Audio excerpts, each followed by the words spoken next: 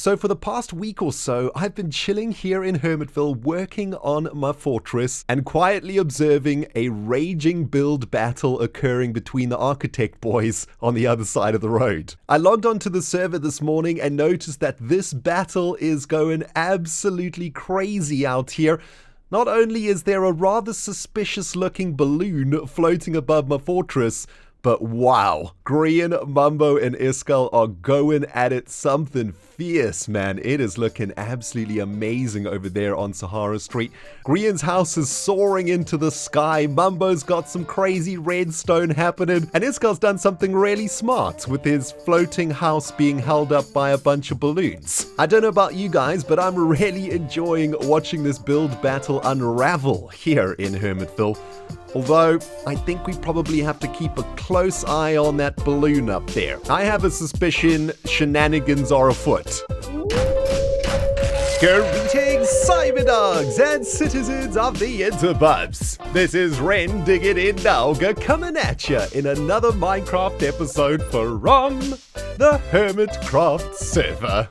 No, man, I can't believe this is actually happening. Guys, I have been so excited about recording this particular episode. It's been a part of my HermitCraft Season 6 plan now for many, many months. And finally, this morning, I got out of bed and I got cracking on what is going to become a massive extension of the Dragon Gorge base that we have been working on over the last couple of weeks. As you can see, I've been hard at work placing down some horrible green pillars all over the fantasy district.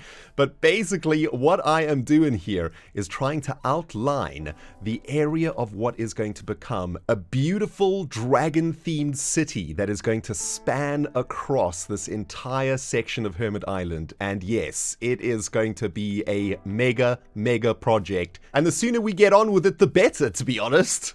But before we get to any of that sweet jazz, my dudes, there is actually a little bit of work that I want to do with you guys inside of our Dragon Gorge base. Mostly because I haven't been spending a lot of time here since I've been in Hermitville for the last couple of weeks or so. And to be honest, I kind of miss our underground sewer. Now, the last time I did any real work down here, guys, we were still playing in Minecraft 1.13 and didn't have access to the new slabs and stairs that we now do. So I'm hoping today we can do a little bit of extension work on our actual sewer tunnel. Maybe we can try build it all the way to the end of the wall and all the way down there potentially. And I'm excited to see what we can do with the slabs and stairs. But to kick things off, I've got a rather simple task to do with you guys, and it involves a bunch of ender chests and a bunch of crafting tables. But before we take one more step into our spiraling sorting system, guys, I just want to take a moment to say a massive thank you for all of the love you guys have been showing my series over the last 5 or so episodes. The views have been crazy. You guys have been smashing that like button like nobody's business, and I'm so glad to see that you guys are enjoying the content that I'm making for you guys. I'm putting a lot of work into each of my episodes now, and I'm so glad that you guys are loving it. Please do keep that love coming. Helps out my channel when you hit that like button, and of course, if you want to follow the series and everything that goes on with the RENDOG'S, think about hitting that subscribe button, baby. Now, there's probably quite a few of you guys who are brand new on the channel, so a big welcome to you and a big welcome to our automatic sorting system of spiraling doom and awesomeness. It is our storage system that we use for Season 6, and all the way down this spiral staircase, we have all the items that we have chosen to store automagically on the HermitCraft server. We've got some filters in the back here for each one of these segments. Now, this storage system has certainly changed my life this season, guys. It's making it much easier for me to produce episodes for you because I have everything that I need at my fingertips. However, I have discovered that traveling through the sorting system is a rather inefficient process, especially when I'm looking for crafting tables and ender chests. So, what I thought we could do today is just add a little upgrade into our sorting system over here by adding a crafting table and an ender chest into each one of the segments. And the reason that this is important is that we do a lot of work all over the server. Say, for example, we're all the way over at Hermitville and I need to send, I don't know, some ender pearls over there.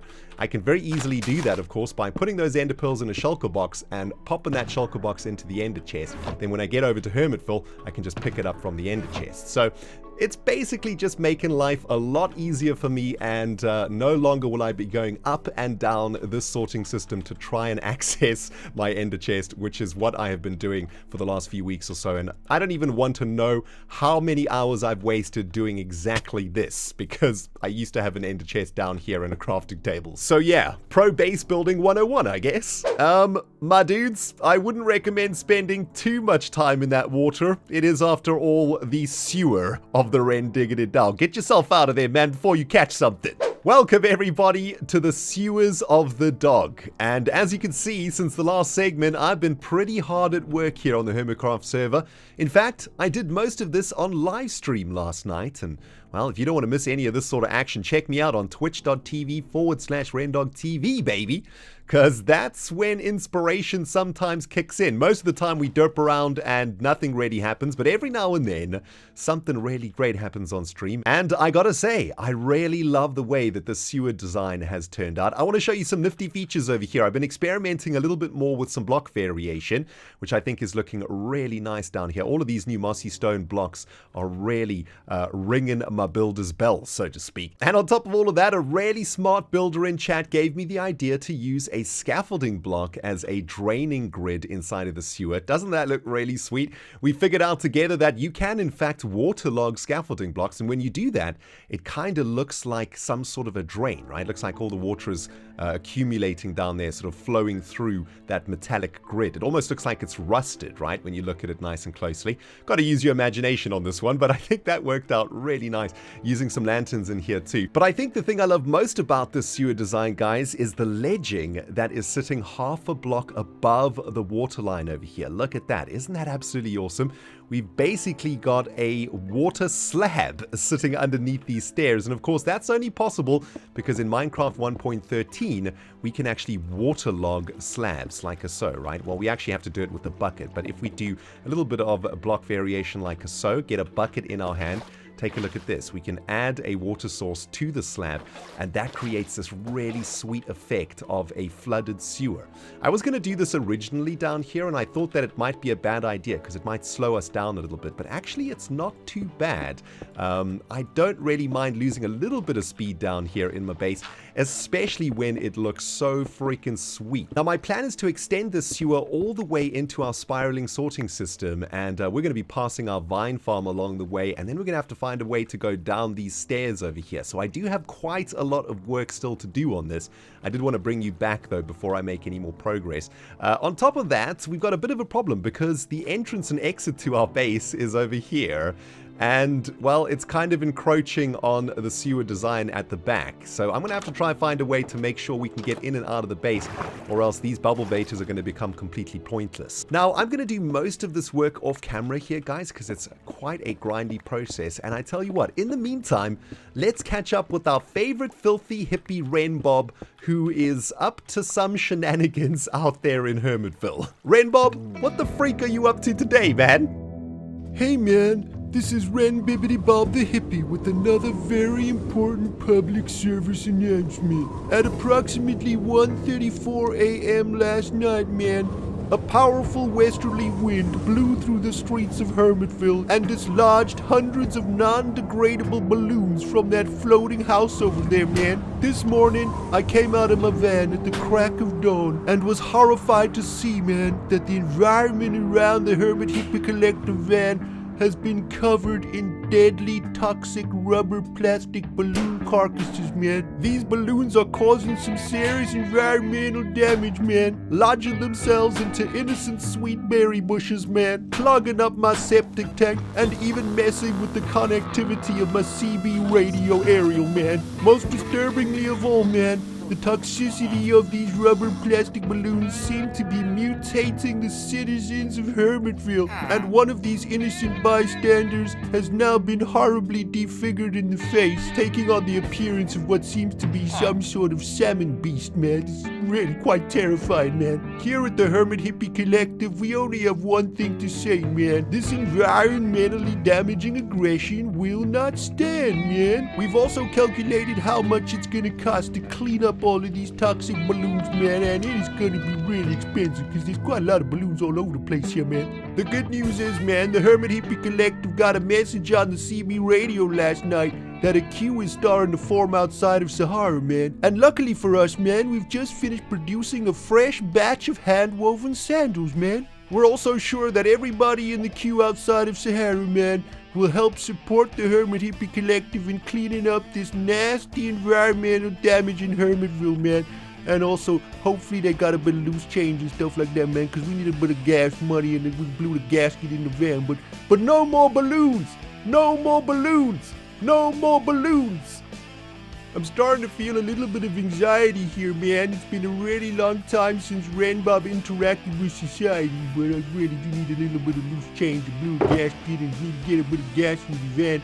And hopefully somebody in the queue over here's got a little bit of diamonds. Excuse me, ma'am, would you like to buy a pair of hand-woven sandals? You really help the cause against the balloons, and I kind of need a little bit of loose change. Excuse me, sir, do you have any coins in your pocket or something? Oh, you've got a really beautiful baby, man, and maybe you want to consider buying a little bit of sandal action, because I kind of need a bit of loose change. A blue gasket in the van. You know what I realized while working on this very damp tunnel, my friends? I think I might be the first hermit ever to live in a sewer. Good life decisions, Ren. But you know what, my fellow sewer ninja dogs? That's okay if you live in a sewer that looks as sweet as this one. Am I right? It's actually turned out way better than I thought it was going to, and well, I did spend the majority of last night working on this and only got to bed at about 2 in the morning. I was just having so much fun with this build, really enjoying all of my tasty new slabs and stairs. I'm so happy with them. And yeah, the sewer is looking absolutely amazing. Got all the things that you would expect in the sewer. We've got some water dripping out of the ceiling. We've got all of these beautiful blocks down here with the water sources going underneath the ledges. Loads and loads of block variation. The beautiful new lanterns in the side. And of course, we got some moss and some algae and stuff growing along the walls. Unfortunately, we have completely blocked off the entrance into our base now, which is a problem that I want to deal with on another day because it kind of gives me anxiety thinking about it. We'll maybe do that in the next episode. But also, we might have a little bit of an issue over here. So we used to get in and out of our base via this staircase, which of course has now been covered by this massive sewer pipe. And what I would like to do, I think, for the next part of this build is convert this entire section over here to a really cool looking sewer pipe bend, right? Maybe we could make the pipe bend down like this. I don't know. I've got some ideas for that, but that is definitely going to take a long time to do. So we'll cover that over the next few episodes or so. It's another beautiful sunrise here in the Fantasy District, guys. And indeed, the place is looking rather, well, bare. Oh, hello, Phantom. Phantom, can you not see that I am trying to record an episode?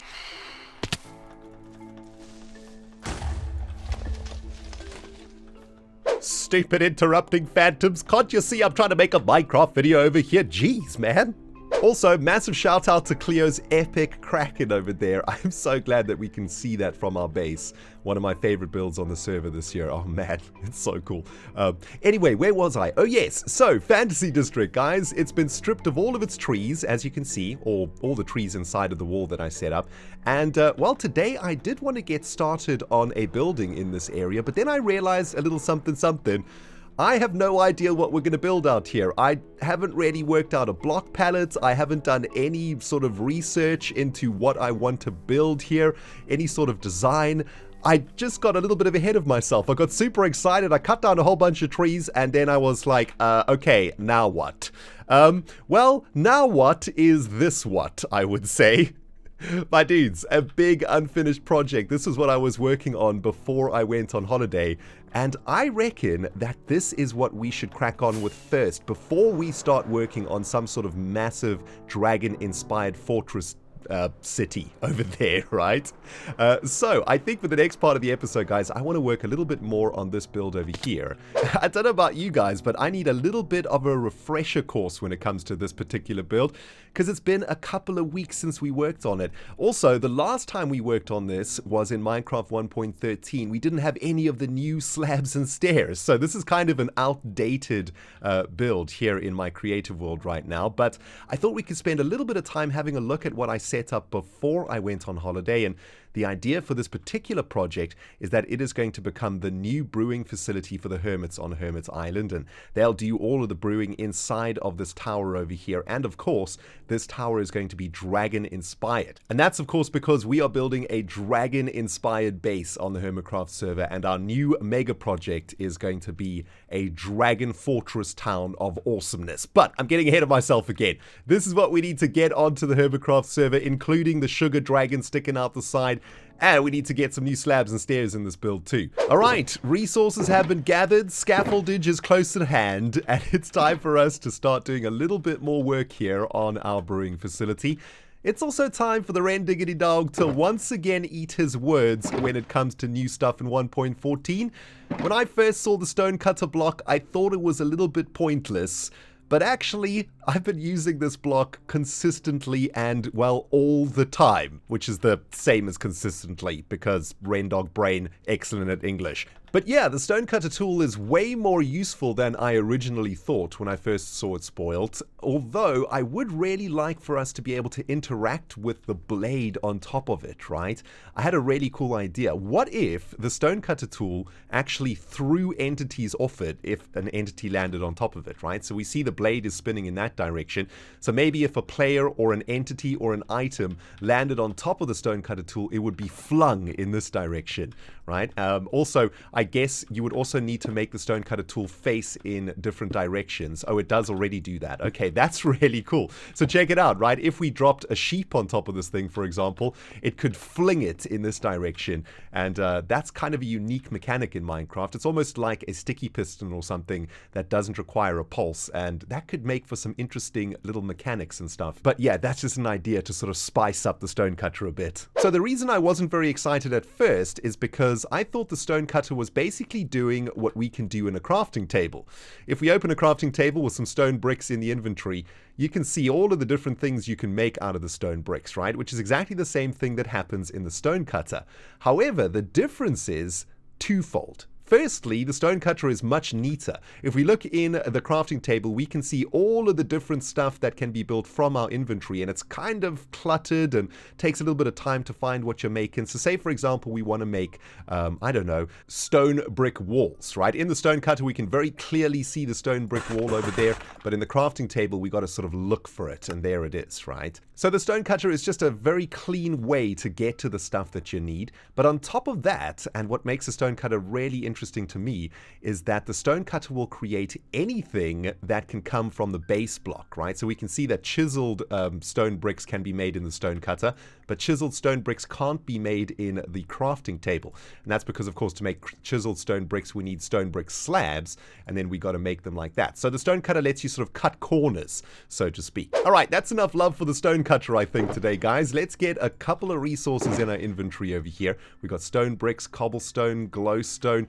We got some blue glass and stuff too. And, of course, we got some beautiful scaffolding, because we're going to be working at the very top of the brewing facility tower over here. And what I'd like to do is install the remainder of these sugar dragon faces. These are exactly the same designs as the sugar dragons we have running down our pathway from the portal.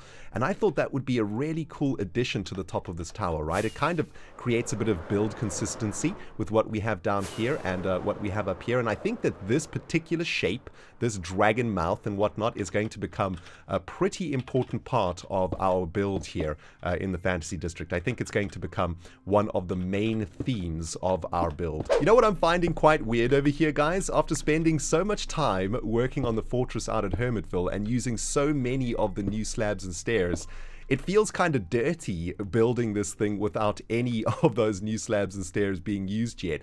I'm going to have to probably spend a lot of time reworking the design of this tower. But what I think I'm going to do is I'm just going to build it in the same way that I built it originally in the creative world. And then afterwards, we can go around the whole build from the top to the bottom, sort of upgrading it, so to speak, with all of the new items and all of the new slabs and whatnot that we've been given. I think that's going to be the easiest way to do it, because I don't really want to remake this entire thing from scratch. It kind of took me a very long time to make in the first place, and I do have the schematic in my brain right now, right? As you can see, I kind of know exactly what to build and where. So It's probably going to add another couple hours to this build once it's been completed, and then I spend a bunch of time upgrading it, but I think it's going to be worth it, and of course it gives us something to do over the next couple of episodes or so. I know that some of you guys are quite excited about this build. You've been saying, Ren, what about that giant tower that you've been working on in the Fantasy District? Have you just forgotten about it? Nope, my friends, we haven't forgotten about it. We're back at it, and it is going to look absolutely awesome, and hopefully it's going to give us loads of inspiration for our brand new Dragon Fortress mega project. Ooh, baby, we were cooking with gas. Pro tip to all of you budding Minecraft builders out there.